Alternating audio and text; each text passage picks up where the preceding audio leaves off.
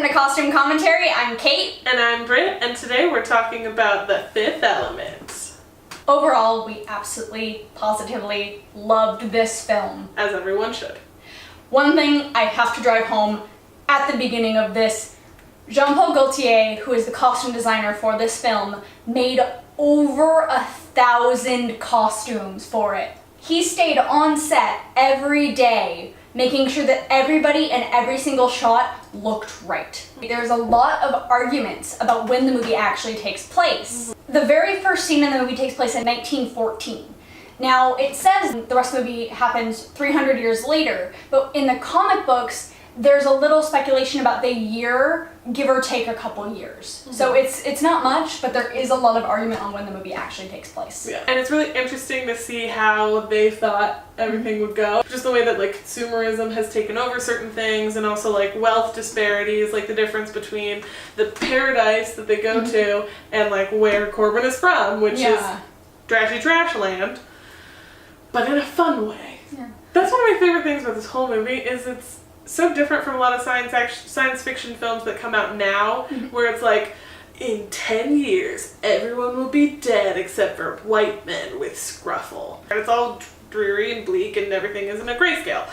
And this movie was like, I mean, yeah, some things suck, but like, let's put Korben Dallas in an orange tank top and go to McDonald's with like boob golden arches and like have a party with Ruby Rod, and also other stuff happens. Like, probably one of the most like fun sci-fi films. Now, let's start with the bang and talk about Ruby Rod. If you've never seen it, watch it just for Ruby Rod. He's hilarious.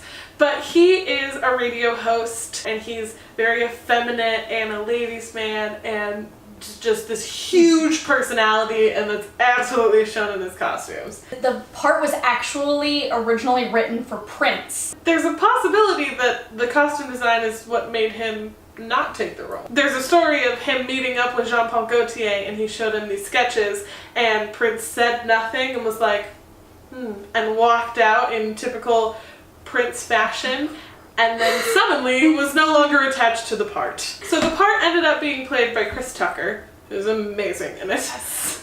He has these staffs that he carries around, constantly has a microphone on him. Ladies are just falling over themselves trying to get at him, and I super love this portrayal of a really, really effeminate dude who has ladies like, yes. It's in the same vein of like Prince in real life, and also David Bowie, who were known as like huge ladies men and also very effeminate dudes. One of the super interesting things about the costumes for Ruby Rod is all of his personality is right here. He's got really bright hair that draws attention to his face, and also the necklines on those costumes start here and like go all the way out to the shoulder. Very much about his voice and his personality and his mind. And I love the way that they portrayed that. This film is in no way about subtlety at all. So he was like, oh, this guy's all about his mouth, here's his head on a platter. When they go to the gala, it's a very similar outfit to what he normally wears, it's just that there's almost a literal rose bed inside of this huge neckline. Another time he's wearing a leopard print unitard.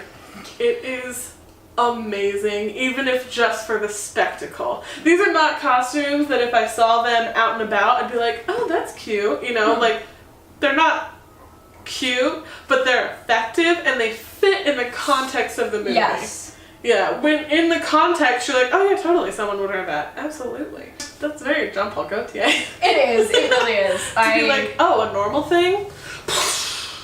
So another character that has a lot of personality, but in a totally different way, is Jean-Baptiste Emmanuel Zorg. Zorg is the quintessential villain. He looks like a gangster, but also like a Nazi. Nouveau riche dandy Hitler. Yes, exactly. Nouveau riche dandy Hitler.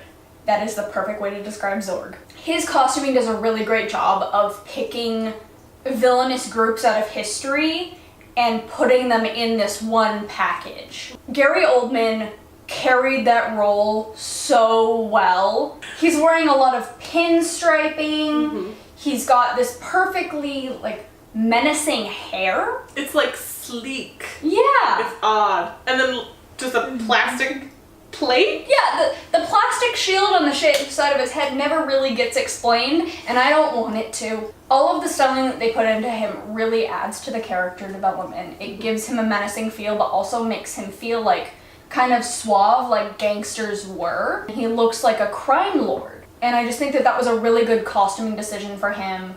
I believe in the future that not everybody is going to have this evil look to them. Yeah. It's going to be very nuanced, and it just does a really great job of taking that villain and making him look like somebody you'd still want to hang out with. It's also a testament to how well developed the world is, where a man walking around with a partially shaved head that's covered in plastic doesn't really look that weird. A lot of the villains who were in league with him either had similar colors or similar textures that sort of like made your brain go like, whoop, back to Zorg. Now let's talk about the hero who didn't really want to be a hero, Korben Dallas. I love Bruce Willis's portrayal of Korben Dallas in this movie. It added so much to the fun and silliness, and so did the costumes for the meat popsicle. There are elements that remind you that he's like a military guy. There are elements that make it seem like he's so young, like the bright colors he wears, that also tie him back to Lulu, who we'll discuss, and the very iconic shade of orange that ties them together. So he's fun and quirky, but still kind of militaristic, which was a weird balance that they managed to pull off amazingly. Yes. And another really cool transition that happens is when they get to Paradise and then they're going through the battle, and he starts off in this full tux that really, really makes him stand out because everyone's wearing these strange futuristic avant-garde things, and he's just wearing a tux that you can probably buy today. And as the night goes on and as things start to happen and go down, by the end of the night he's essentially wearing a white vest that used to be his undershirt because everything else got blown up or shot off. Another thing that was like not subtle. They weren't trying to be like, oh, let's subtly have him change color palettes over the film to show his shift as a character. They were like, let's blow it up. So now, speaking of that super crazy bright iconic color of orange, Lulu. One thing that really struck me as her is that Lulu is this very innocent type character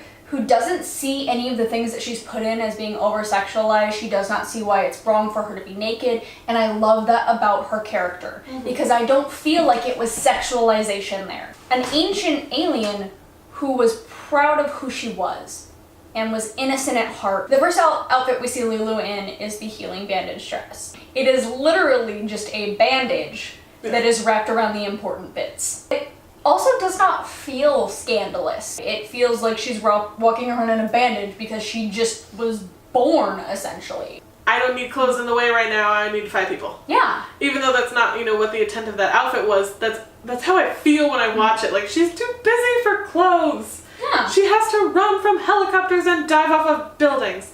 All of her outfits really do show her physical perfection because she's supposed to be the perfect human. One really good outfit that shows that is the crop top, gold shorts, and bright orange rubber latex like straps. Harness thing? How many of us can pull off gold leggings, a orange harness, and a crop top? I applaud any of you who do it. Yeah. Because you know what? Cosplay is for everyone. It does a really good job of mirroring Korben Dallas's outfits, both with the iconic orange and the very simple, almost militaristic look of everything. And you wouldn't think of that outfit as being militaristic, but it does a really great job of being function over fashion. Lulu Dallas's hair is another thing that's very unusual and ties in with the orange because she does have this neon orange hair. Awesome. And it may be character design, but it is also costume design because it mirrors her costuming so well. And Mila Jovovich does not look out of place with bright orange hair. So now that we're done talking about our girl Lulu, bad news first. Which one was your least favorite? My least favorite was actually Ruby Rod's leopard print leotard. I'm not a fan of leopard print head to toe. It feels very 80s to me, and the 80s were not my favorite time, and it's not that it looks wrong, it's very outlandish and that fits his character. I just don't like it. I don't think the 80s was anybody's favorite time. What was your least favorite? My least favorite was not for any character reasons. It fits the character perfectly. It's a really amazing costume. I just think it's kind of icky. and that would be Jean-Baptiste Emmanuel Zorg. What? I just don't like those colors at all that he's wearing. I am a big fan of bright neon things, as you can probably guess, and the browns and greens that he wears, I was just kind of like, I don't like those. It's just my most not favorite. Well, what was your most absolute favorite? So my mostest absolute favorite was Korben Dallas in the tux that falls apart over the night. I just loved the character transitions. I love Korben Dallas. I love Brit. So awesome. You know they had to have planned that out, and it's so clever, and even though it's obvious and not subtle at all, I just love that detail. Which one was your most favorite? I have two, and they are not major characters whatsoever. So it doesn't count as two. My two favorites are, one, the McDonald's uniform. Let's be honest, big corporations like that own us. And it's unfortunate, and there's a lot of things that we need to work as a society to change it. Otherwise, in the future, our McDonald's is going to be all females and all in the sluttiest outfit they can possibly force them into. With golden arch boobies. Yes, golden arch boobies.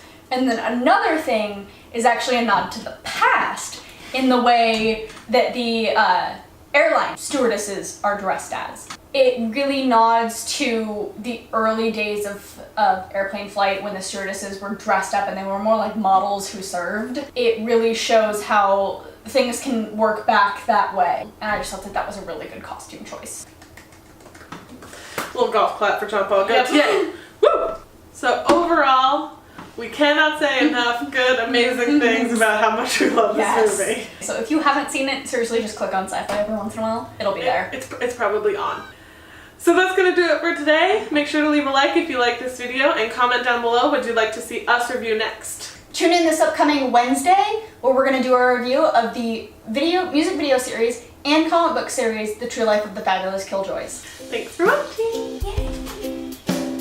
Fair that ranges from everything to Roman legions to Vietnam War, and we're here to get accurate descriptions of the uniforms that people would wear as a collection for cosplayers, people who are interested in reenacting, and for movies.